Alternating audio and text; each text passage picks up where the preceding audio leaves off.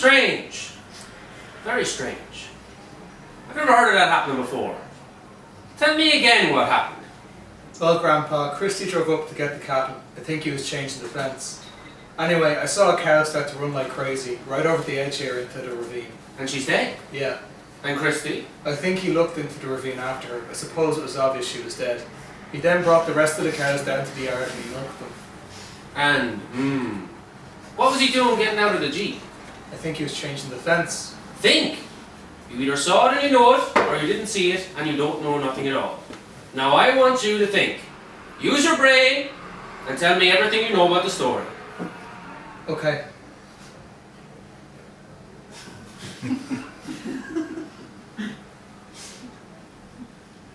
Okay.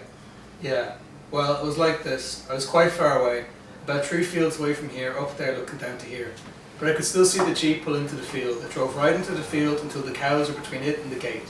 I saw Christy get out, I saw Christy walk over to the fence. Now, I was too far away to see the wire of the fence, but, you know, the way he was walking, I'm sure he was moving it. The cows were walking down at the same time slowly, in fits and starts. Then one of them starts bucking and ran right over the edge here into the ravine. Christy ran after it, but it was too late. The cow was dead. He finished up his work quickly and followed the rest of the cows down to the yard. I made my way down here to check out the scene and see what happened to the cow. I don't like it. It doesn't make any sense. Tell me what happened again. Well, it's quite far away, as I said already, but I saw what I saw. I saw the Jeep pull in, I saw the cows getting up, I saw them walking down towards the gate. They don't have to shout at them cows. When they see the Jeep, they know what to do. They may take some time to adjust to the fact, but they know they have to get moving. Christy then got out of his Jeep and he started to change the fence. When he got out, he was about 25 metres from the cow that ran. He ran after the cow, but the cow ran over the cliff. I don't know. I saw it all happen, but I didn't see all of it happen. The cow is dead, we know Christy was there, but seriously, Grandad, he couldn't do anything to save her. He didn't go down to the cow after, I can say that for sure, but he did look down after her. I can still hear the parlour going, so he's probably still milking them as we speak. Yeah, of course. Probably. Can you go through it all again? Christy came into the field to get the cows. A cow ran off a cliff and killed itself. I'm more worried about Christy. Did he run after the cow to stop it? Or did he chase it off the cliff? Why would he chase it? Did he chase it? I don't know. No! That's what we need to know. Go through it all again. We'll figure this out. Act it out for me this time. Act it out. Yes. To make it clearer. Yes.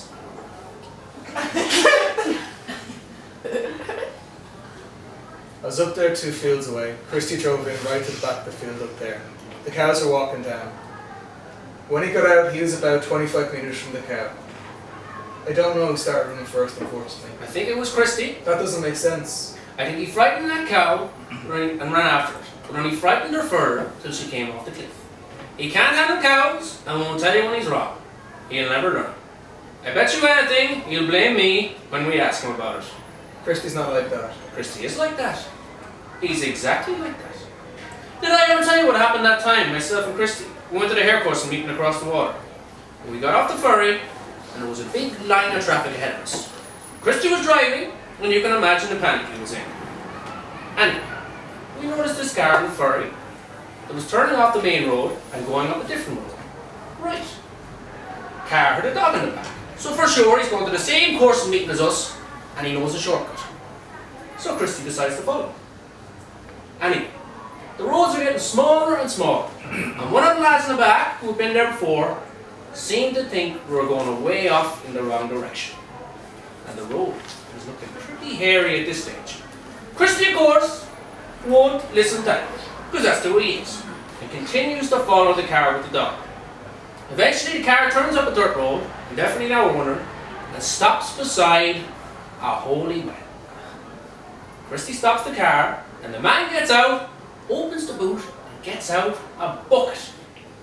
Christy, of course, loses the head. Fuck this dirt! And goes over and starts giving out to the man with the bucket. Shouting. A poor old man visiting the holy well. You see, it was the old man's fault, not Christy's. Same thing, of course, happened that time we went to the All-Ireland final.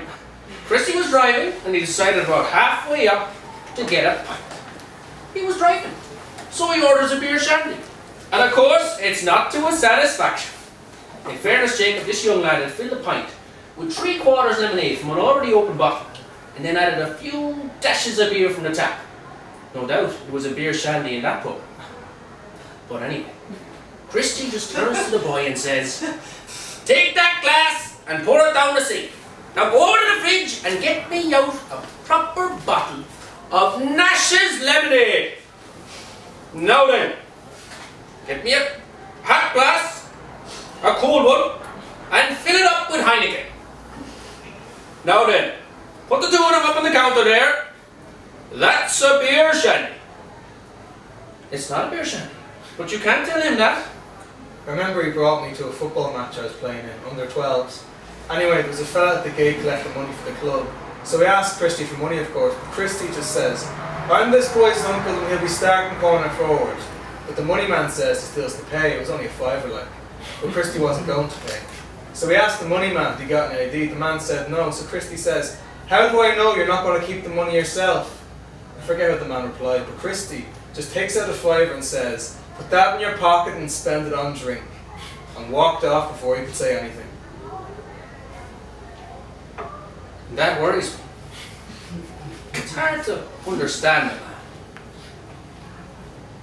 Tell me that story about Christy at the butcher's. I thought you told me that one before. I don't know. Well, I think a few of the lads were hanging around with Connolly inside his butcher's, talking, telling stories. And an old lady comes in looking for meat. Now, Connolly's back was in a bad way, so he asked Christy for help and said if he wouldn't mind giving him a quick hand lifting the carcass onto the hook, and Connolly would be able to work away on his own after that. But Christy just turns around and says, "You can do it yourself, Connolly. You already charged us enough money for it," and walks out of the shop. Anyway. I actually heard that already. But people like him for it. He tells the truth and that's good. No, he's not. He's a bad man. He went on a few dates with a girl once. A nice girl, I knew her. A primary school teacher and a virgin. And then one night he brought her to a club. He spotted an old girlfriend of his. He asked the teacher to hold his glass when he went to the toilet. The teacher spent the rest of the night waiting for him after that, but Christy had gone home with the old girlfriend. Why did he do that? It's difficult to explain to man. He told me a dream once where his girlfriend was working in the docks sleeping with all these sailors. She had sex with multiple men every night. He told me that and then he dumped her. His mother was a strange woman. I tell you. I remember once, I hardly knew him at this stage, he stood before me and told me he was going to take over the farm. Christy was only 5 years old. I thought his mother had put him up to it. I told him I was going to give the farm to his brother, because his brother was my real son. That was your father, you see, and he was only born around then, and Christy was only my stepson. But Christy just turned around and said he was going to get the farm anyway, because he had the same mammy and he was the oldest, and there was nothing I was going to do about it. That taught me a lesson, I tell you. A lesson I never forgot. But he was only a child. So what? I know what I want.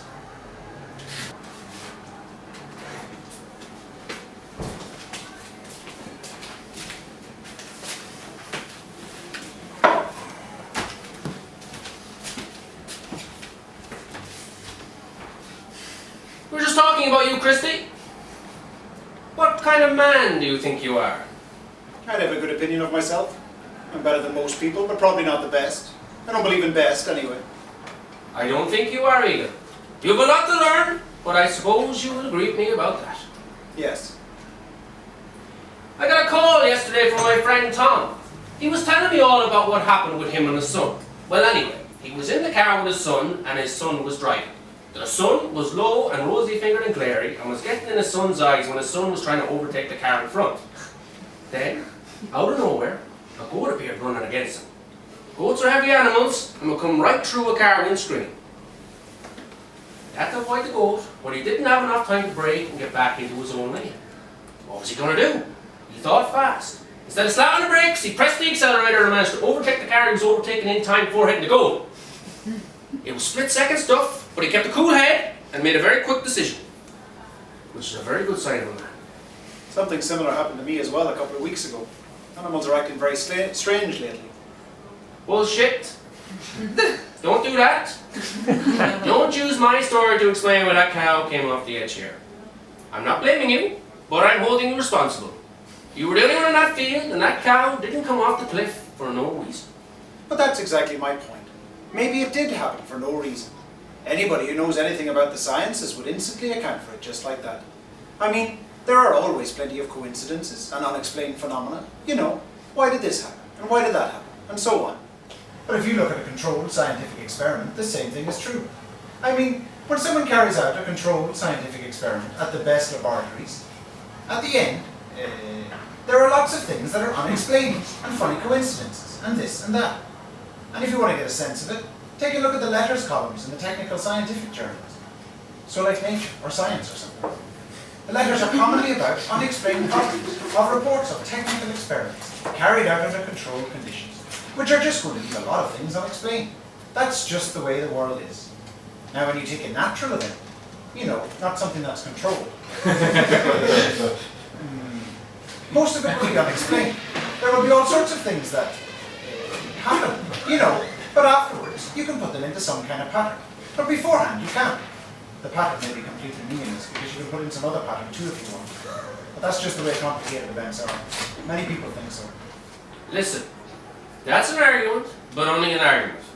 But what I say is, what kind of man would use an argument like that? Somebody would only use an argument like that if they were trying to explain something away. What are you trying to explain away, Christy? You don't have to admit it, but you killed that cow, and I'm taking the price of her out of your wages. I don't think you can anymore. You know, Christy was brought to a kind of doctor as a kid. Forget about And apparently all the kids were brought around a fire and were asked to look into it. Listen and to to me, tell man. everyone what they saw. So of course, all the kids saw amazing things in the fire like That's enough of devils, monsters, snakes, goats, snaky torsos, Take it easy. T-form formations, reptile winged lucifers, frozen surface of Lake Cocytus, Listen to me a minute. a devil with a large vagina, out of which a monster was emerging, a fantastic figure, noises, monsters, beasts, leviathans, the triumph of death, the last judgment, and all this. And what do you think Christy here saw when he was asked? He saw turf.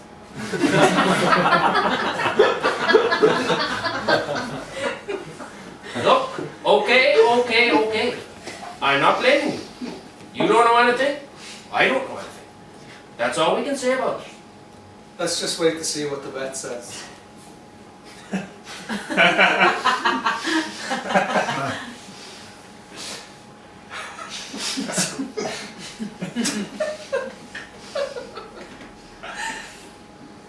What if that cow died because we have the worst kind of thing that could happen to a farmer? What if those stumbles and odd behaviours I noticed in that cow were caused by something you know nothing about? What if, look at you, are you listening? What if certain sections of that cow's brain have been slowly transforming into a dry sponge that's sick? What if we've got a plague, and our entire herd are a herd of dead cows? Maybe I'm wrong, but I think that cow might have it. 45 million cows have to be burnt in incinerators in the UK, and then their ashes couldn't be scattered, but had to be stored in World War II blimp hangers because it was still infectious. This plague can survive anything, and could be spreading around our farm right now. I don't know anything. Let me say that, I don't know anything, but I think that's true. And if it's true, then it's all your fault. That cow was number 56. It was one of the 7 cows you bought off those herdsmen from across the border recently, which was breaking the law, by the way. I told you not to buy them, and you told me I was wrong. I told you to test them, and you didn't do that either. You didn't listen to me when I warned you, and you did what you wanted, because that's the way you are. And now you'd all be in trouble. I did what I wanted, Yes. and now we're in trouble. Yes. Maybe. But I think you're imagining things. I know those people for years, and there's no way they'd sell us bad stuff. You have to trust people. I trust people, but you don't trust anyone.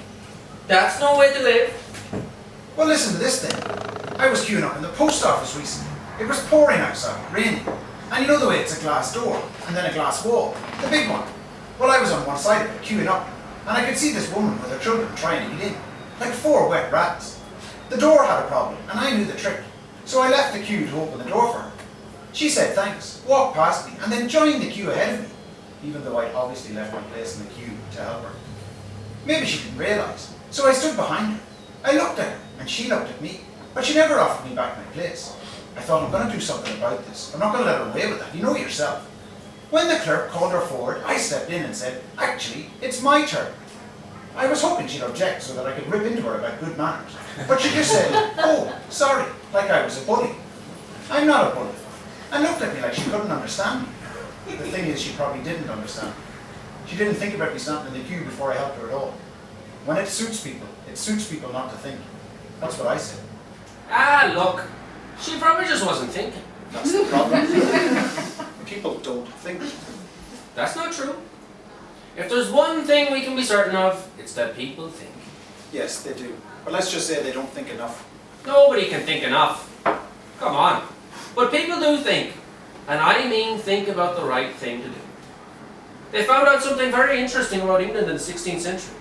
You see, England was very resistant to the plague, which is strange because it's an island and had a lot of ports to spread the disease. The only way historians could explain it was that they had to quarantine every ship that arrived in the country from another country. Okay. But the thing is, around this time, half of English trade was done by pirates. And pirates are not going to follow an official quarantine. Right? But because the plague levels were so low, it was clear that the pirates were adhering to the quarantine laws too. The pirates were doing the right thing, of their own accord, even though they were pirates. I'm sure it would have been safer for them to drop their cargo as quickly as possible. But they didn't. If pirates are good, then everyone is good. But everyone isn't good. In Germany, how many people spoke up to save the Jews? Not many. But maybe the Germans were right to do that. We don't know that. You know, Germany was the most advanced country in the world at the time. Best art, best science, best culture in the world. And then the Nazis took over. Exactly. So who were we to tell them that that was the right thing to do at the time? Yes, they were wrong, but they thought they were right. Correction. We say they were wrong, but they thought they were right. I agree with you. Everybody says they were wrong, but they thought they were right. And that's what you've got to be careful of. You think we're safe because you believe good people wouldn't sell you bad cows, because selling bad cows wouldn't be right. I know those people for years. There's no way they'd do that. No way. Believe me, the older you get, the more you realize that nobody ever does anything you wouldn't have expected them to do before they did it.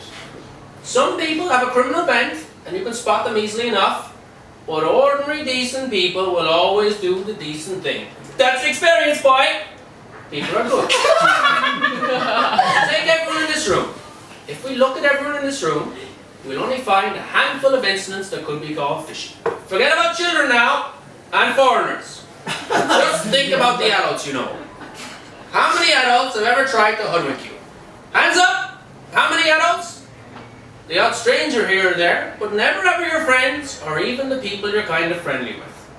When you think of all the time that these people have been alive, and we're talking hundreds of years when you put all their lives together, and only a handful of times during all those times has something unpredictable happened involving friends. Come on. You see, in this world, things will always go right. But things do go bad. Yeah, but the real bad thing is worrying about bad things. Because if you're worried about bad things, then you're not concentrating on doing good things.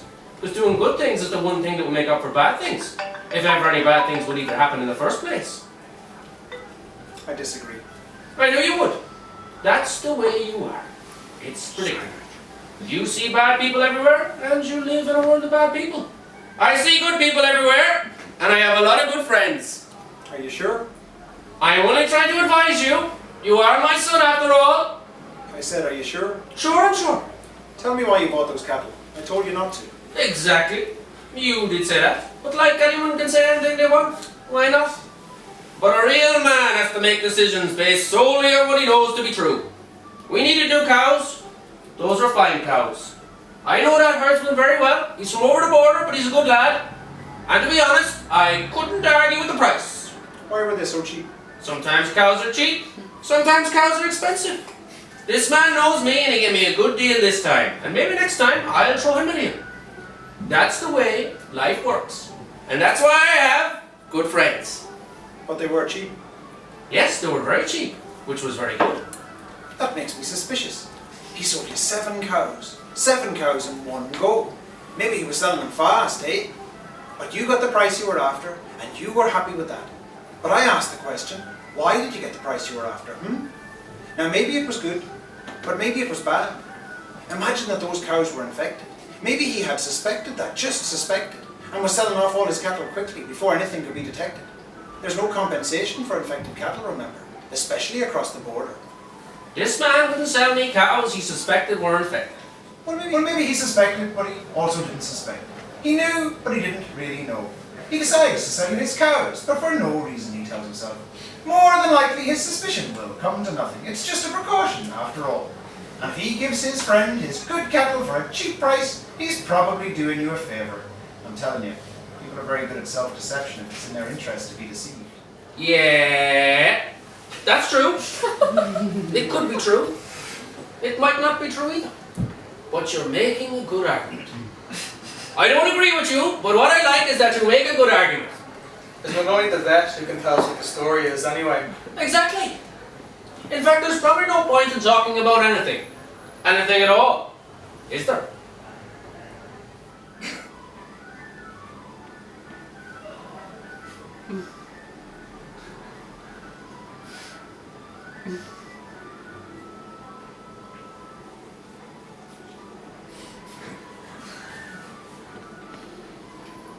Okay.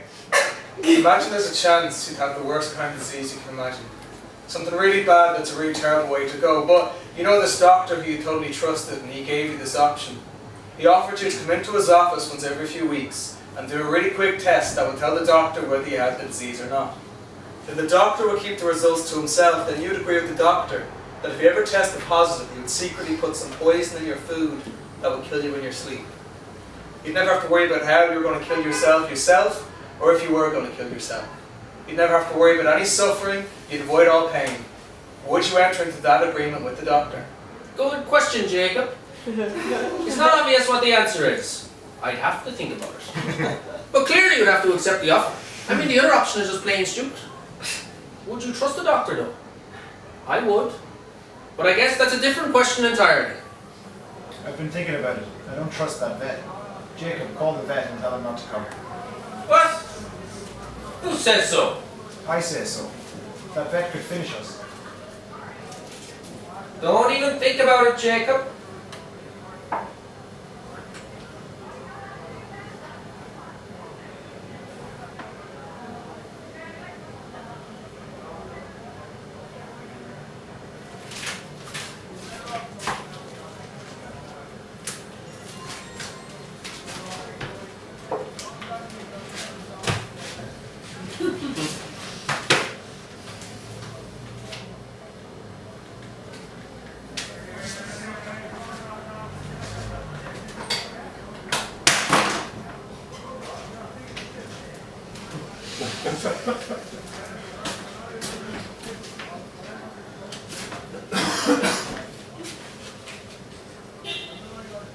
I have a plan if you want to listen. Of course I want to listen. I say we bury that cow and pretend it never happened. Then, we sell on the rest of those cattle we bought as quick as we can. We set up our own quarantine system and sell the rest of the herd, and use the money to buy other cattle to replace them. Within about 6 months we'll be in the clear, and there's every chance we'll be able to keep our farm. Sounds good, Paul. Jacob's right, it's a good idea. No way. It's stupid. What kind of man are you? I'm trying to think about what's the right thing to do. You're the kind of man who would sell infected cows to another farmer. We don't know they're infected. But maybe they are infected. Any cow anywhere could be infected. Not any cow, not cows that are tested. And that's what we're going to do. Then you're going to do something stupid. That's the kind of man I am. I do the right thing, and I never do the wrong thing. And I'll die that way if I have to. What if we've got an infection? What then? I'm sure there are procedures. I don't know what they are, but I'm sure we'll find out if we have to. Somebody in the state will have worked out what's the right thing to do. The state? Yeah. The state doesn't know what's right or wrong. They do more or less. No, they don't. They don't care about you one bit. That's not true. Don't you realise anything about the world? Well, No state ever cares about small farmers. how do you know? Go to America now and you'll see. The price of commodities over there is actually less now than it was in the 70s. Even though the price the food is sold at has never been higher.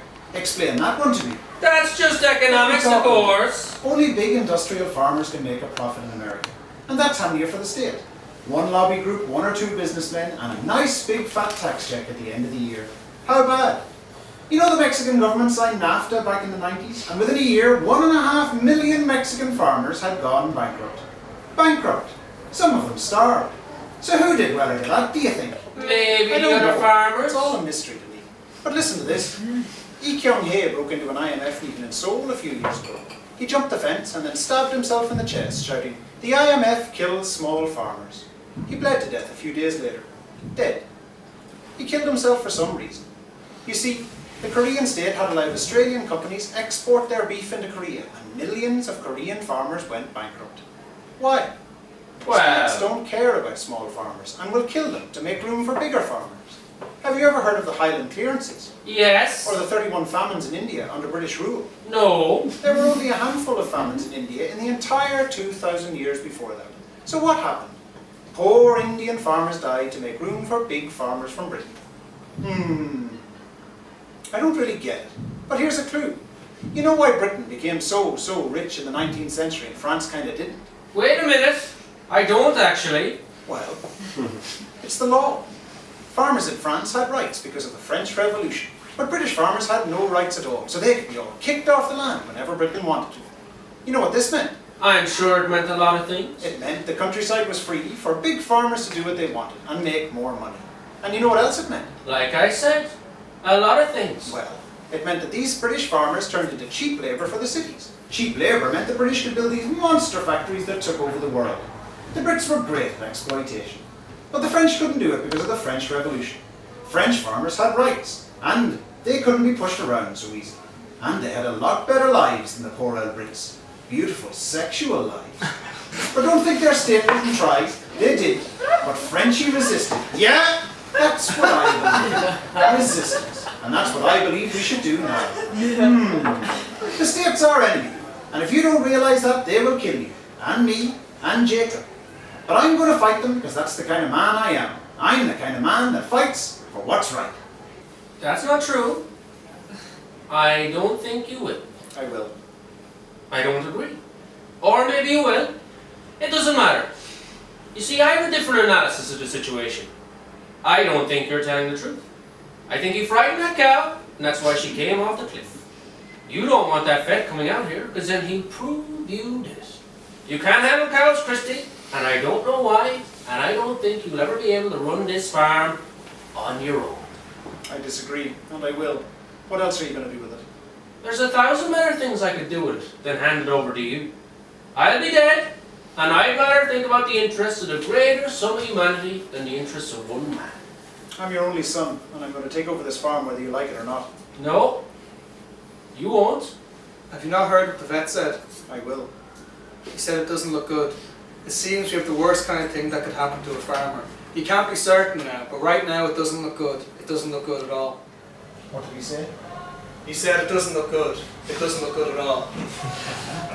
He must have said something else. He did, but I can't remember exactly. It doesn't matter. All our animals have to stay on the farm until he knows what it is. It's a quarantine. Quarantine? He told me to tell you to do nothing. There's nothing we can do. So we should just wait to see what the tests will say. Is that everything?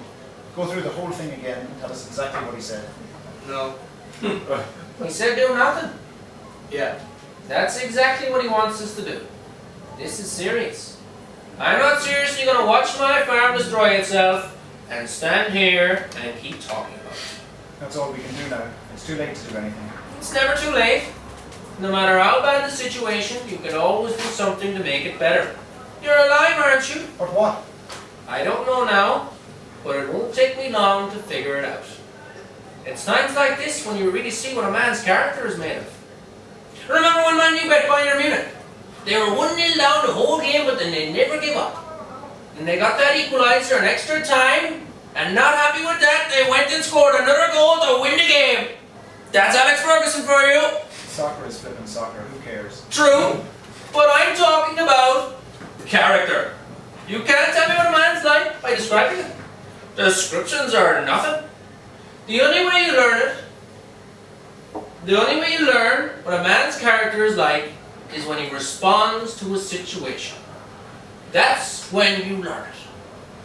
And I'm learning a lot about the kind of character you are right now. I know what we can do.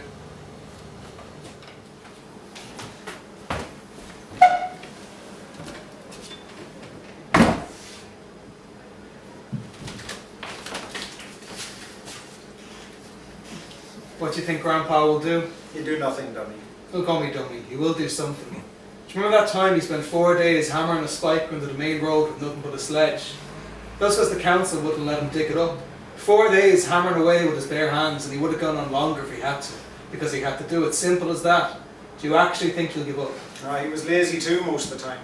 How often would you come home from school and he would be asleep on the couch? I remember one evening he comes into the house, the cows were calving, and the mother was stressed out to the nines.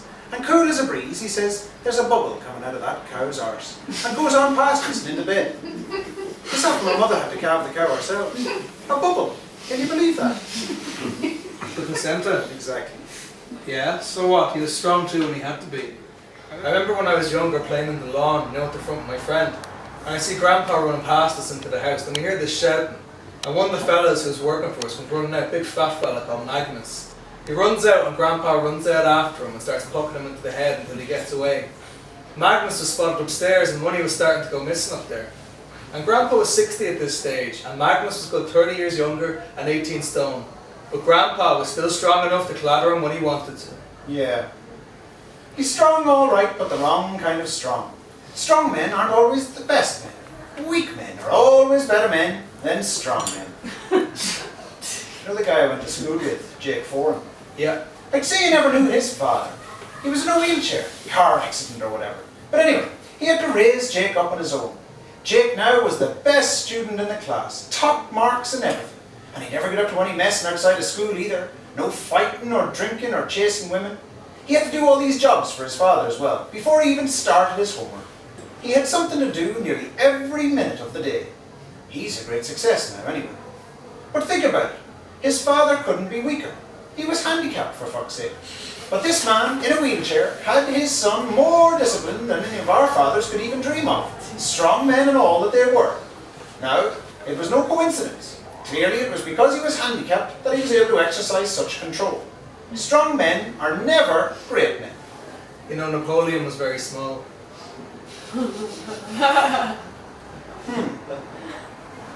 And Frederick the Great,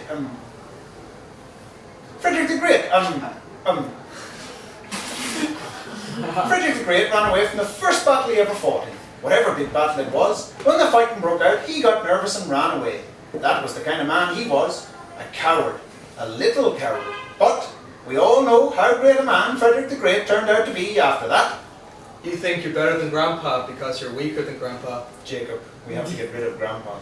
You know what the Liberals said to this one when they become a majority parliament? Because you've been in power for so long, none of our best men have been able to gain the experience necessary to lead the country properly.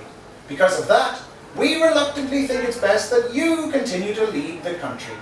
That's flipping bullshit. To spend so long listening to one old man that when you get to take over you can't handle it. We don't want that situation to happen here, now do we? Do we? What? Grandpa isn't a politician. He should be allowed to stay in charge until he's ready to retire himself. He won't retire himself, and he's getting Alzheimer's, so he definitely won't retire himself. He's not getting Alzheimer's. He is. It's in his blood, Jacob. I've been watching him for a while now. His own father died from the same thing. I'm sorry. I've seen it all happen before. It ain't good. You really are a bullshitter. What? Grandpa may be getting old, but he'd never come up with bullshit like that just to get his own way. I'm telling the truth, Jacob. We've got no proof. I hate you, man. Okay. You're worried about it, fine. But I remember the first time the boss showed signs of Alzheimer's was when he ran his greyhound after he found out she had an injury. Who? The boss was Paul's father. Anyway, the boss ran the greyhound and we were all looking at him going, what the fuck? Only an idiot would run an injured dog. The dog, of course, broke her leg and had to be shot. Paul was livid. I remember him. He kept telling everyone about how, one time, the boss would laugh at all the old men who would run their dogs no matter what. Let them off. You never know. We might win. Paul roared this into his father's face. Now look at you, doing the same thing. Paul couldn't accept this. But listen to me, Jacob. Old men will always start to lose their minds and act foolish. That's life, man. Open your eyes.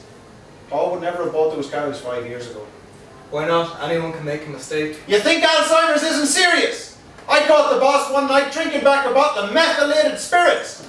Think about that. In the middle of the night, I turned on the light and there was the boss, in his long johns, tipping the bottle into his mouth. I thought God help his shit the next day. But he was grand. Probably cleared him out. He nearly killed himself another night though when he started the tractor and nearly drove it off the cliff. Luckily enough, it ran out of petrol 2 feet from the edge. Then he got off and walked home. Never bothered. Can you imagine if it ran out of petrol 6 feet later? He could have smashed that tractor to bits. And that was an expensive tractor. You think it's funny, but that's how people die. Stupidity. Not to mention a man with Alzheimer's. No, no. Another time, I remember seeing him in the hospital before he died. His mind was totally gone at this stage. He didn't know where he was, and he didn't know me, and he didn't know anyone. Now that's the loneliest a human can possibly be. And he was looking out the window at children, and crying. Crying. I'm serious. He punched Granny once as well. He did a lot of things.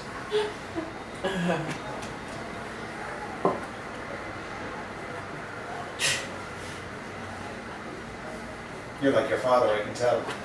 The way you're acting right now, it's plain as day.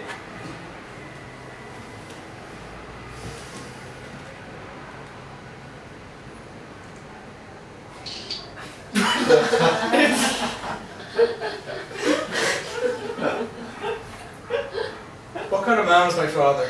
Nobody ever tells me about him. Well, what do you want to know? Everything. Okay, but your father was a complicated man. It might take a while to go through everything. So what? Well, We've not got nothing else to do now, do we?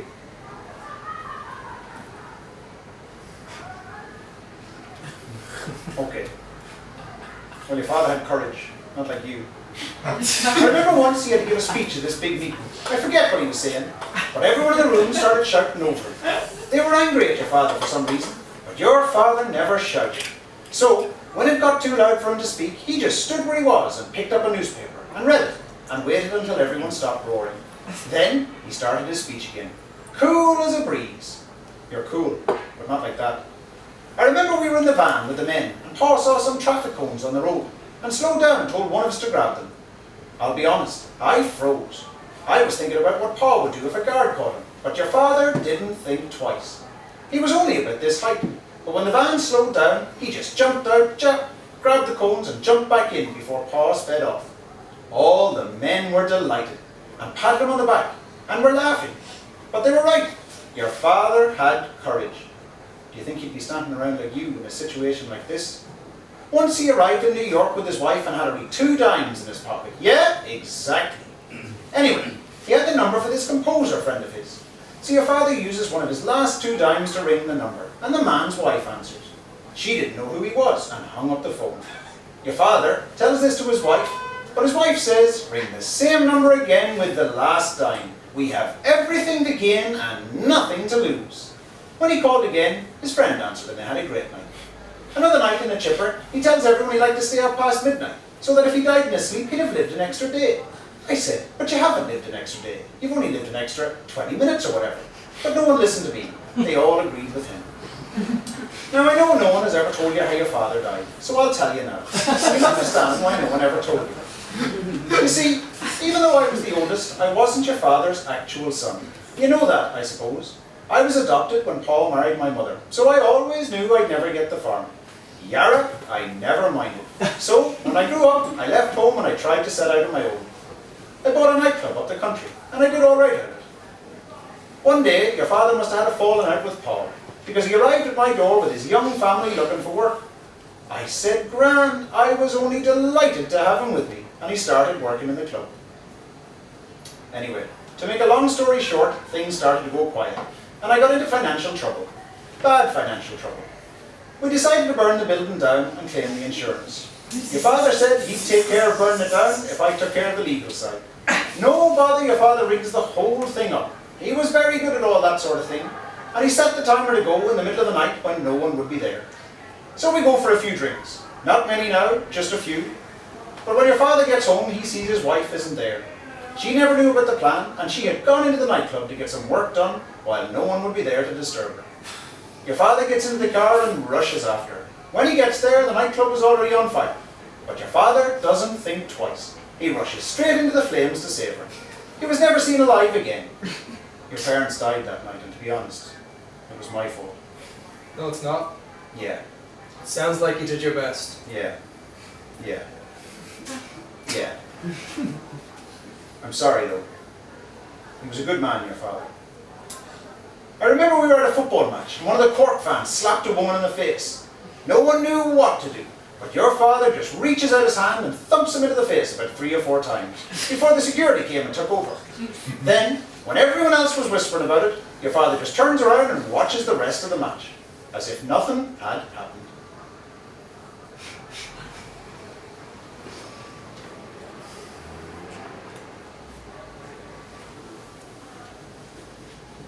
He was a terror for the films as well. You could call round to his house, and if there was a film on, he wouldn't even look at you until it was over.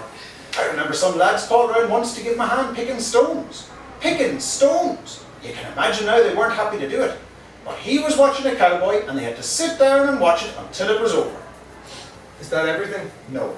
I remember we went to the post with the boss, and I was sent home because I couldn't hold him. But your father could hold him, no bother. Yeah, you'd have to hold him like this. And the boss would be like that with the sledge.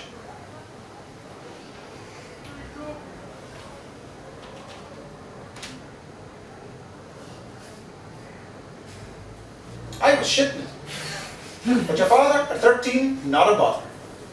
Go home, I was told. The sledgeman could smash your fingers. I thought that anyway. But the thing was, I was getting nervous. But the shouting from the boss was making me more nervous. Your father wasn't like you or me. That's what I'm trying to say. You know those ones along the top of the hill? Yeah, that was him. He was younger then than you are now, and he still wasn't scared to do the right thing. I'm telling you, Jacob, do the right thing.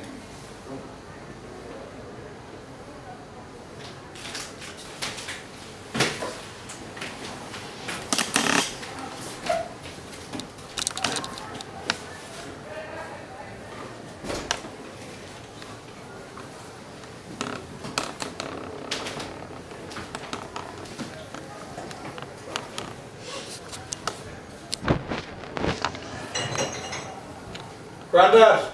Yeah? Grandad! Yeah? I want to talk to you about something. Okay. Christy said you're getting too old to run the farm. Ha ha. I'm worried that... Don't worry.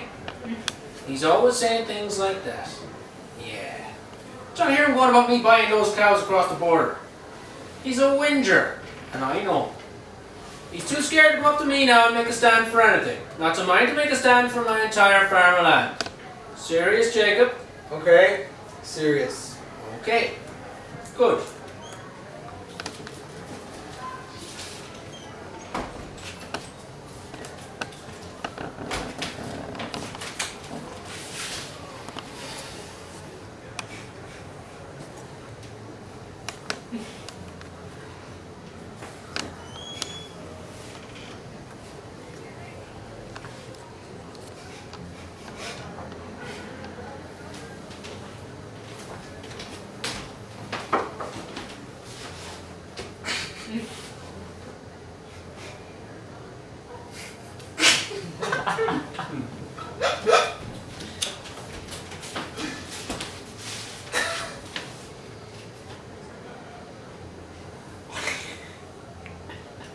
Paul, I want you off this farm. It's going to be me and my own from now on.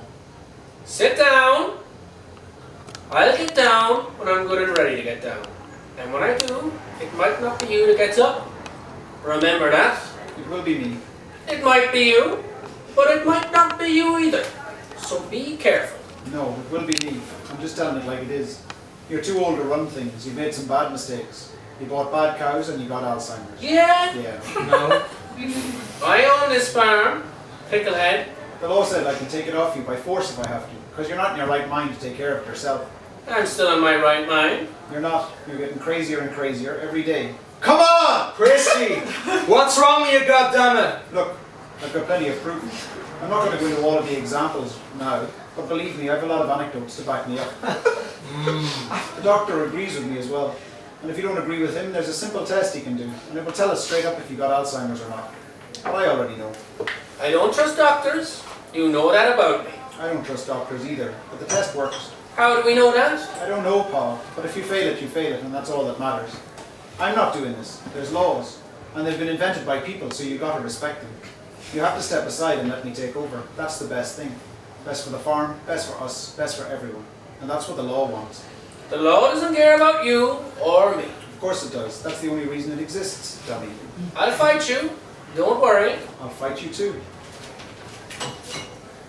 As long as it takes. Guys, don't fight. You, sit down! No way. Sit down! Suck this. Okay, take it easy. I'll take your test whenever you want. Now we're talking! Thank you!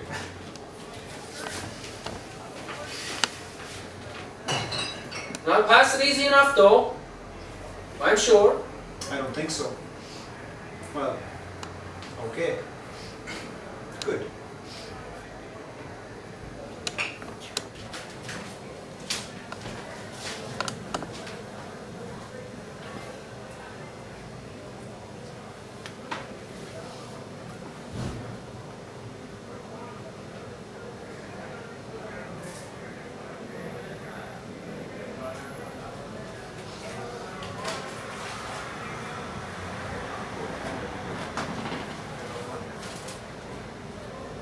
I just got a report from the vet. It seems you have the worst kind of thing that could happen to a farmer. All our animals will have to be killed, including the cats and dogs.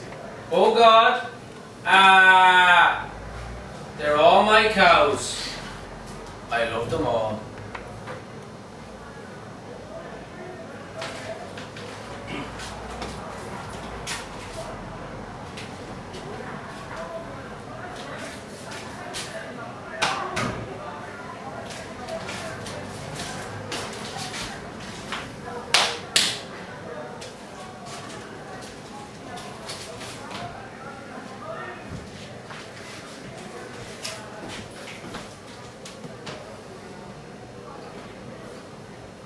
What was that story about Muhammad Ali and George Foreman? You told me that one before.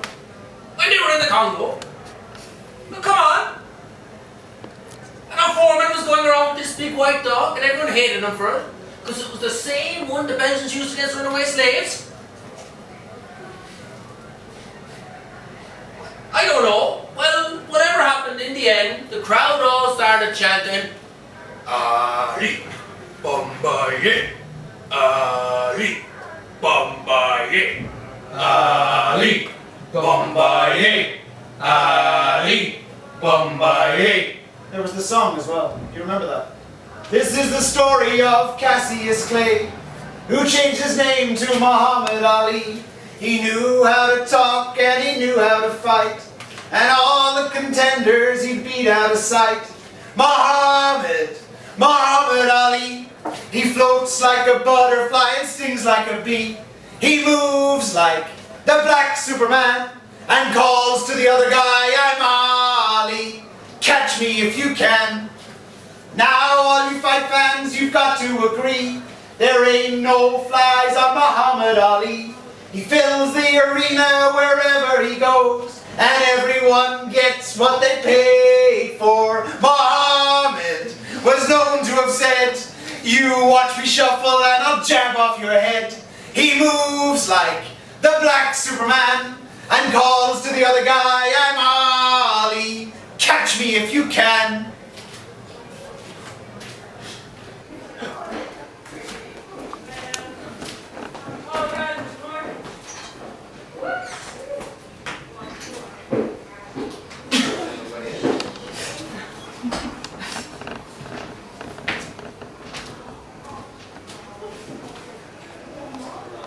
Okay guys, if you're wondering where I was, don't ask me. Because I was at the solicitor's office. And I'm sorry, Christy, if you'll be disappointed, but I've signed the farm over to Jacob here. There'll be a little bit in it for you, but almost everything will go to Jacob.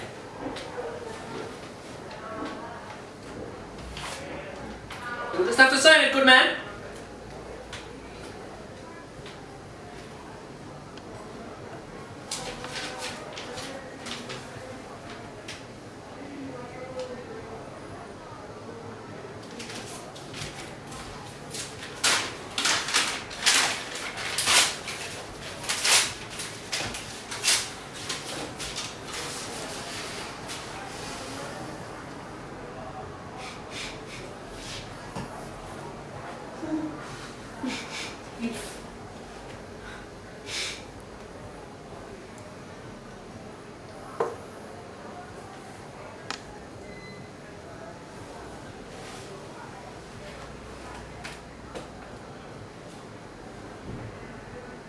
The vet's here to kill the cows, and he's got a man with him and needs one of us to go with them to show them where they all are.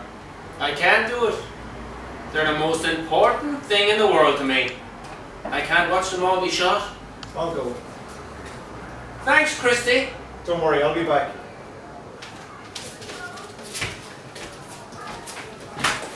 You stay here, Jacob. I want to talk to you. Okay.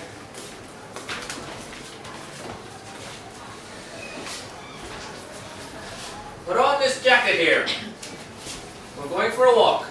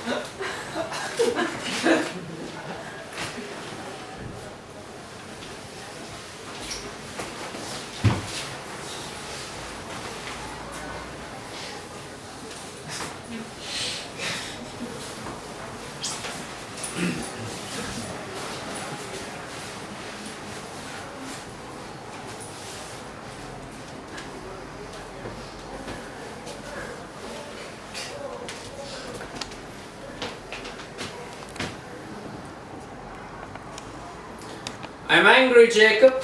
Yeah, I can see that. I'm going to fail Christie's test. What? I've got Alzheimer's. He spotted it. Of course he did, the way he sneaks around on... I can't believe you got Alzheimer's. I do. My friend's aunt had that. She lived in town. When they used to go in to visit her, she didn't want anyone to think she had Alzheimer's, so she'd pretend everything was fine. They might talk to her about the news or whatever, and she might say her bit about the recession or whatever. Then they'd tell her some gossip and she'd listen fine, and maybe even say her own bit. But then they'd be watching the television and the tea shop might come up. And they'd say to her, "Do you know who that is?" And she'd say, "Yeah, of course, isn't it the tea shop?" And the Pope might come up. And they'd say to her, "Do you know who he is?" And she'd say, "Yeah, of course, isn't it the Pope?" And then they'd ask her if she knew what year it was, and she'd go, "Yeah, I do, of course. And stop testing me. It's 1956. Ha! There weren't even televisions in 1956.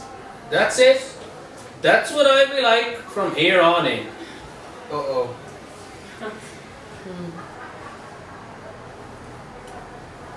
It's starting to get stormy, Grandpa. I don't know, should we go back? Just put up your hood and close your jacket.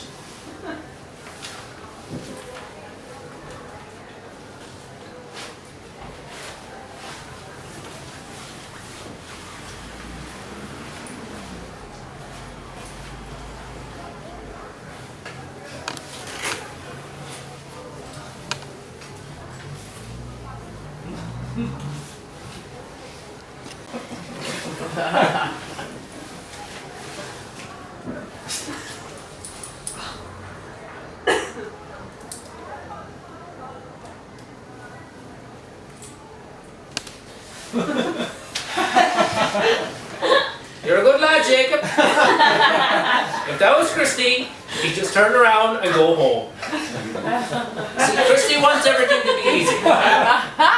Just walking in and telling me to get down. Come on. Life isn't that easy. Don't say that. I hate when people use that phrase.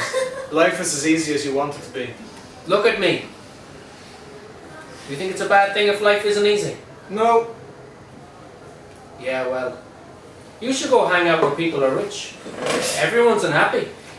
And I know people might say, gee whiz, I sure would like to be rich. Take it easy, no problems. Wouldn't that be a wonderful life? They don't know life. Because what makes life mean something is purpose, a goal, the battle, the struggle, even if you don't win it. But what you're saying there is exactly what Christy would say himself.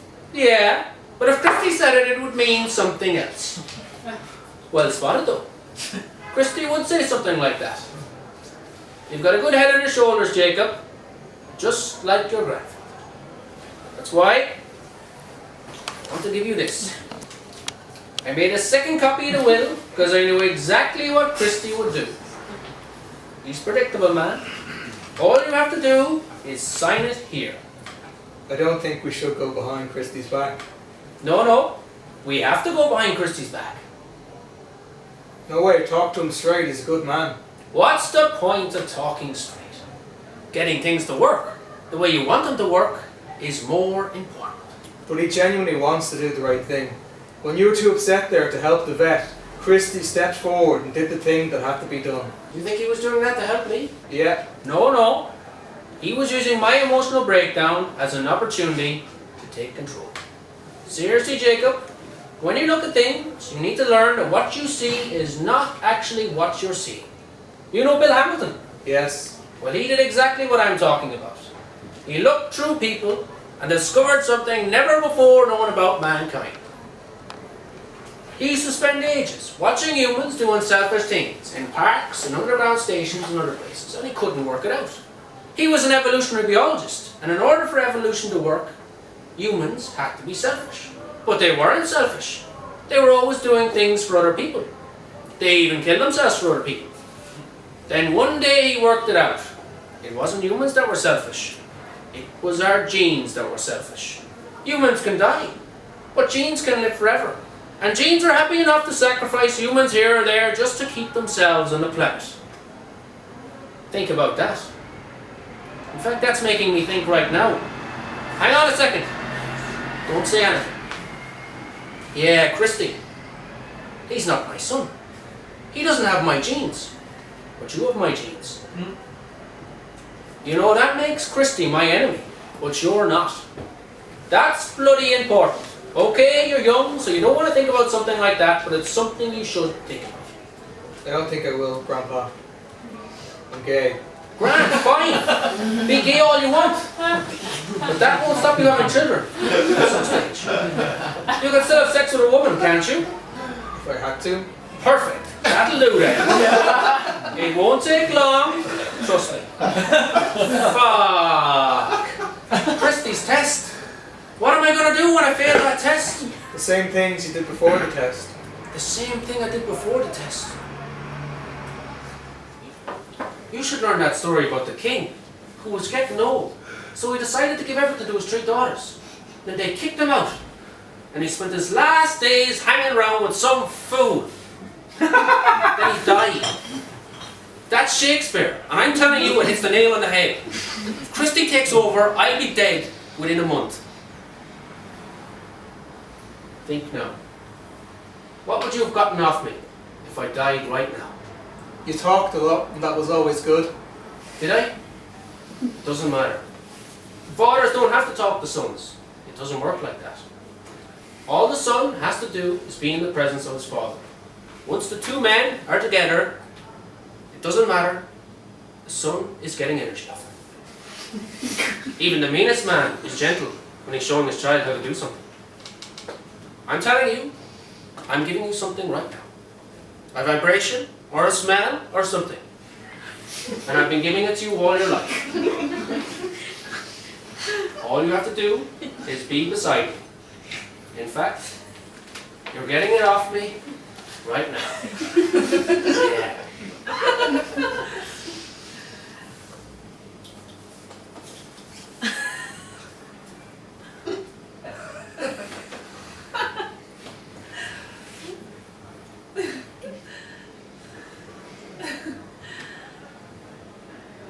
I don't think so. Son, what's the purpose of life? Don't say anything. Just think about it.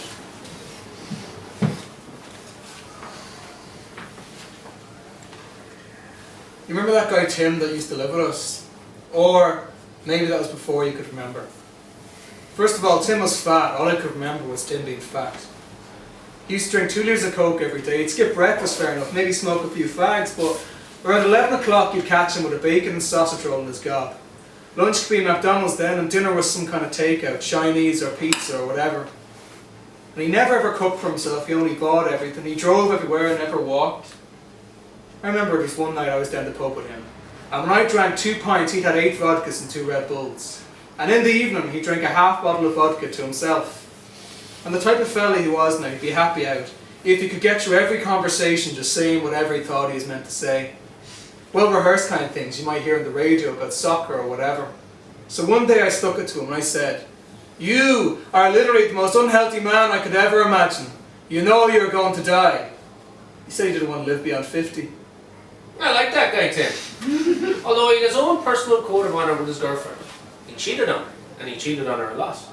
But he never cheated on his girlfriend with anyone who was uglier. Every girl he cheated on his girlfriend with was better looking. Can I sign the will? Of course.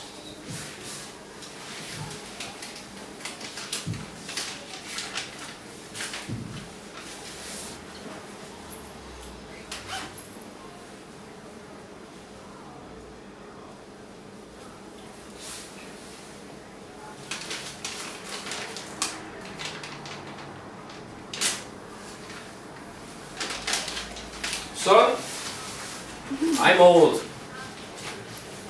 My life is nearly over. But there are things I have to tell you.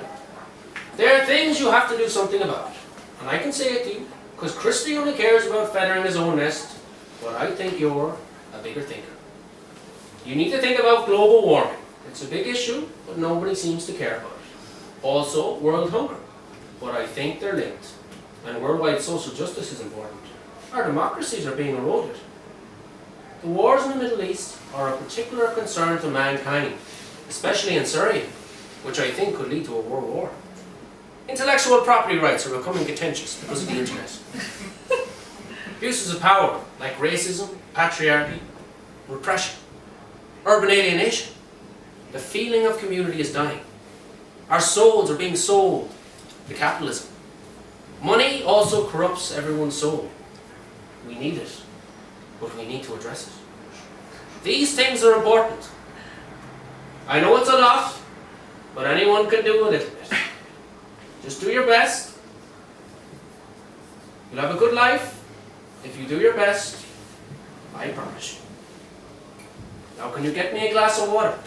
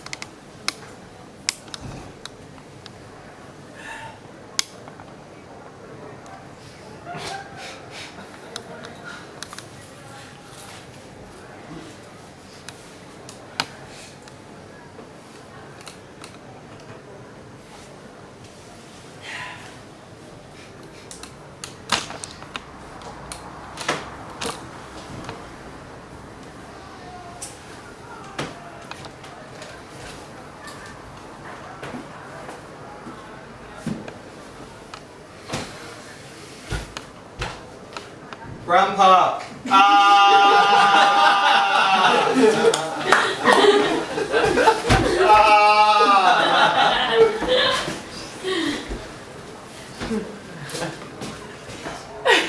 What happened? I don't know, he took a lot of pills and drank a glass of water. Why didn't you stop him? I didn't know what he was going to do, my God, why would he do such a thing? Did something happen earlier? We had a big fight, but it was grand. In the end, he had decided to let me take care of things. I was going to take over the farm, and it seemed he was happy enough with that. Vincent, do you know who you're talking about, boy? I'm talking about my father, thanks very much. Look, I'm sorry, I didn't mean to offend you. I like you. But everyone knows your father didn't have much time for you, so I find it very hard to imagine that the two of you had a good argument. Well, in the end, we did. He let me take charge of things. He loved me, it's true. Jacob will tell you. He let me know it in his own special way. Christy, he signed the farm over to me, it was the last thing he did. Ah, yes. He did what? He signed the farm over to you, and then he killed himself. I didn't want it at first, it took him a long time to convince me, but now I think it's a good idea. You mean the two of you talked about this? You agreed with it, and then you watched him kill himself? That's assisted suicide, with a motive. You could go to jail for that. Don't say that, Christy. No one's going to send you to jail, Jacob. Anyway, it doesn't matter. The will means nothing, because he killed himself after he signed it. No court will accept a will signed like that. That's true, Jacob. Well then why did he kill himself? He knew the law, he wouldn't kill himself for no reason. I agree. If Vincent killed himself, then he killed himself with a plan in place. But what was it? I don't know. I know, if you let me talk for a while. Okay, you can talk. Don't let him talk, everything he says is full of lies and accusations. You should listen to me first. It looks like we've got two antagonists here then. Very good. Let's set up a court. You go there and you go there. And we have some people here and they can help us decide why Vincent killed himself and the kind of man he was there for.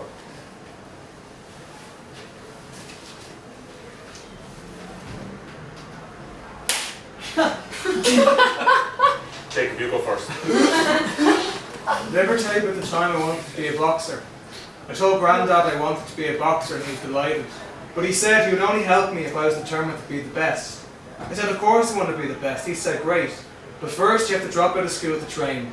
Training every morning at 6 and training every evening till 8. No alcohol, no sugar, no fat. You have to give up all other sports. And after about 10 years of this, you'll be able to box professionally. So I dropped out of school and started to train. But a few days later I quit boxing. Grandpa was tricking me. He taught me a lesson then and he's teaching me a lesson now. He knew that even though this will wouldn't give me the farm, it would show me Christy's true colours, and it did. You're a bad man, Christy, I can see that clearly now. Thank you, Grandpa.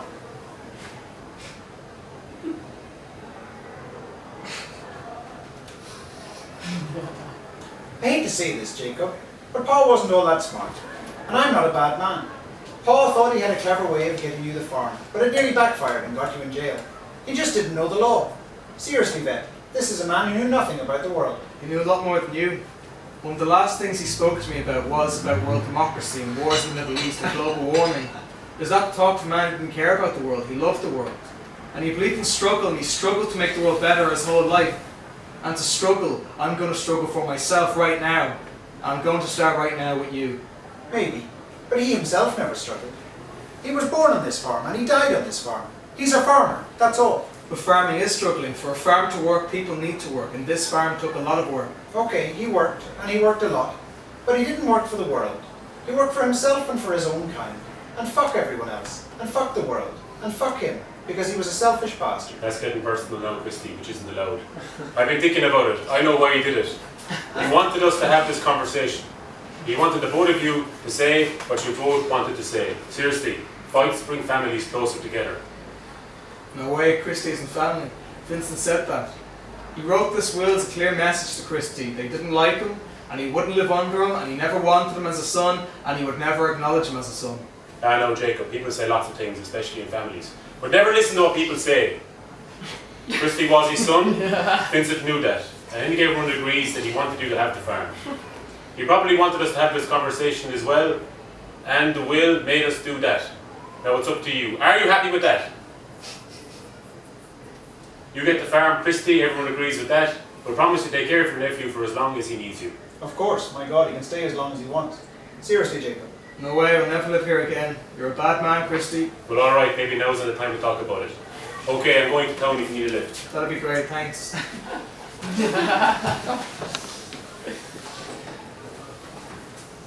Good luck. Okay, well, If you need anything, let me know.